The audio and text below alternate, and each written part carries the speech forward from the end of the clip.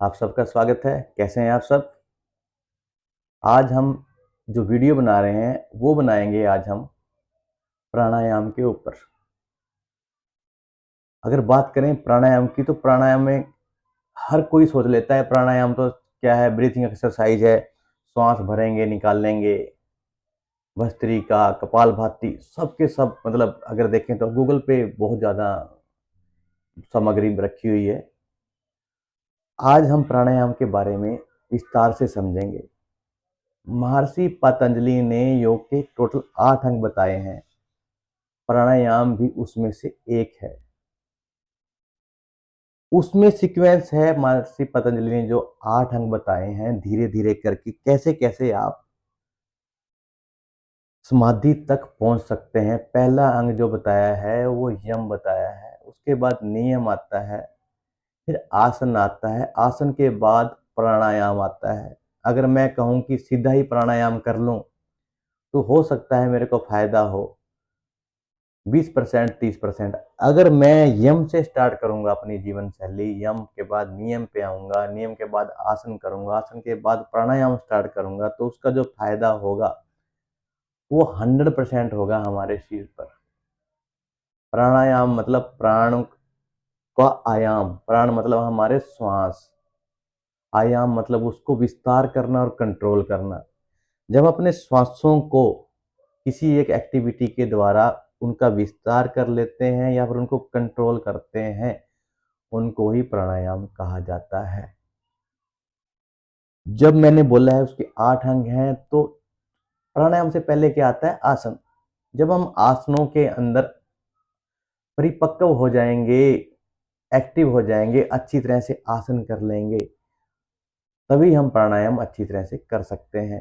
आसन भी हम कब कर सकते हैं अच्छी तरह से? जब हम यम या नियम का पालन करेंगे। यम और नियम के अंदर क्या क्या है, हमारी जीवन शैली क्या है, हम कितना हम डिसिप्लिन्ड हैं, हम समाज के प्रति, अपने प्रति, तो हमारे अंदर भगवान के प्रति कितनी आस्था है, हम जो धन एकत्रित कर रहे हैं वो कितना कर रहे हैं, कोई लोभ तो नहीं है हमारे अंदर। ये सब चीजें यम नियम में आती हैं।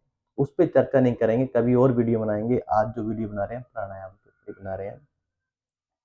आसन अगर हम अच्छी तरह से कर रहे हैं तो आसनों के अंदर आपने देखा होगा, करते भी हैं जो हम बताते हैं आपको, मैं तो यही आशा करता हूँ कि आप करते होंगे। जब हम आसन करते हैं तो उसमें सांसों के साथ होल्ड करते हैं हम साथ में। होल्ड क्यों करवाते हैं? जब आप किसी एक स्थिति में अपने किसी अंग को होल्ड करें, वही आसन कहलाता है। आसन अगर हमने अच्छी तरह से कर लिया, हम होल्ड करने लगे, तो जब हम प्राणायाम करेंगे, प्राणायाम में जो स्थितियां रहती हैं, लंबी देर तक बैठना होता है हमारे को, तो उस स्थिति में हमें बैठते हुए किसी अंग में हमारे को दर्द ना हो, हमें बैठने में दिक्कत ना हो, तभी हम आसन का अभ्यास करते हैं। प्राणायाम की बात करते हैं। प्राणायाम मैंने बता ही दिया, श्वासों का विस्तार और कंट्रोल प्राणायाम कहलाता है। वो कैसे होता है? बड़े बड़े ऋषि मुनियों ने, बड़े बड़े जो हमारे गुरुजन हैं, उन्होंने इतने अच्छे अच्छे प्राणायाम बताए हैं हमारे को। कुछ एक प्राणायाम की बात करेंगे आने वाले वीडियो में, 1 बाय 1 करके आपको बताऊंगा भी। प्राणायाम में क्या है, अगर हमने अपनी सांसों को रोका, मीन्स कंट्रोल कर लिया, फिर उसका विस्तार कर लिया, उसको लंबा खींच दिया, प्राणायाम होगा। उसके अंदर क्या क्या है? एक तो आता है लंबे गहरे सांसों का अभ्यास। मैंने श्वास को भरा, कुछ देर के लिए रोक लिया, फिर श्वास को पूरी तरह से खाली कर दिया। कुंभक की भी बात करेंगे, कुंभक भी लगाना होता है, पर आज हम सिर्फ प्राणायाम की बात कर रहे हैं। लंबे गहरे सांसों के बाद एक दूसरा प्राणायाम आता है, अनुलोम विलोम प्राणायाम। उसमें क्या है, एक नासिका से श्वास को लेना है, दूसरी से निकाल देना है, फिर दूसरी से भरना है, पहली से निकाल देना है। इनसे क्या क्या फायदे हैं? हमारे प्राणायाम करने से क्या फायदा है? शारीरिक और मानसिक रूप से आपको बहुत सारे फायदे हैं। अगर मैं शारीरिक रूप की बात करूं, जब मैं लंबे गहरे श्वास भरता हूं तो जो ब्लड का जो सर्कुलेशन है, ब्लड की जो मात्रा है, पूरे नस और नाड़ी में 100% एक समान मात्रा में हो जाती है। जब हम श्वास को रोकते हैं, एक्सपेंड करते हैं श्वास को, जो हमारी श्वसन प्रणाली है वो भी मजबूत बनती है। फेफड़े इनलार्ज होते हैं। हमारी हमें थकावट कम होगी, हम दौड़ेंगे तो जल्दी जल्दी जो सांस फूलने की प्रॉब्लम है वो भी ठीक होगी हमारी। जो स्ट्रेस के लिए आपने देखा होगा आजकल स्ट्रेस बहुत ज़्यादा है लोगों में। अगर आप लंबे गहरे या कोई और प्राणायाम करते हैं तो उसमें आपको बहुत फायदा मिलता है। अनिद्रा के लिए प्राणायाम बहुत अच्छे हैं। ये आपके शारीरिक और मानसिक रूप से बहुत फायदा उठाते हैं, बहुत फायदा देते हैं।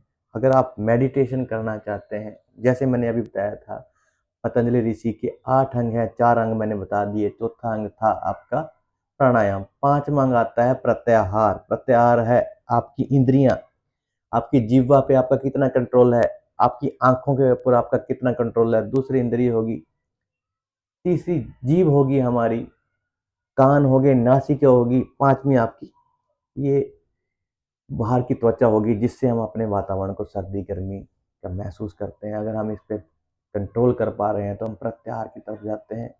उसके बाद धारणा आती है, फिर समाधि आती है, धारणा के बाद ध्यान आता है, उसके बाद समाधि आती है। जो ध्यान है, अगर मैं कंट्रोल कर लूंगा अपनी इंद्रियों पे प्राणायाम के द्वारा, प्रत्याहार को साध लूंगा, तभी मैं अच्छी तरह से धारणा कर सकता हूँ, फिर उसके बाद मेडिटेशन कर सकता हूँ। तो प्राणायाम का बहुत सारा महत्व है अपने शारीरिक रूप से भी लिए। अगर आप मेडिटेशन में आगे बढ़ना चाहते हैं तो प्राणायाम में अपने आप को परिपक्व करें। जैसे मैंने आपको बताया है, अपने सांसों पे कंट्रोल करना और उसको विस्तार करना। उसको विस्तार करने के लिए, कंट्रोल करने के लिए बहुत सारे प्राणायाम हैं। आने वाले वीडियो में 1 बाय 1 करके बात करेंगे, उनके फायदों की बात करेंगे। आशा करता हूँ जो मैंने प्राणायाम के बारे में और आपको जो योग के 8 अंग हैं उनके बारे में थोड़ा बताया है, ज़्यादा विस्तार से नहीं बताया, आपको ठीक लगी होगी उसकी जानकारी। इसी के साथ वीडियो को समाप्त करता हूँ। आपका बहुत बहुत धन्यवाद। मेरे वीडियो को जरूर देखें, चैनल को जरूर देखें, जो मैं बताता हूँ उसको जरूर करें, फॉलो करें, अपने परिवार को बताएं, बच्चों को बताएं। ये जो वीडियो है सबके लिए है, किसी एक स्पेसिफिक एज के लिए नहीं है। लाइक करें, सब्सक्राइब करें। आपका बहुत बहुत धन्यवाद।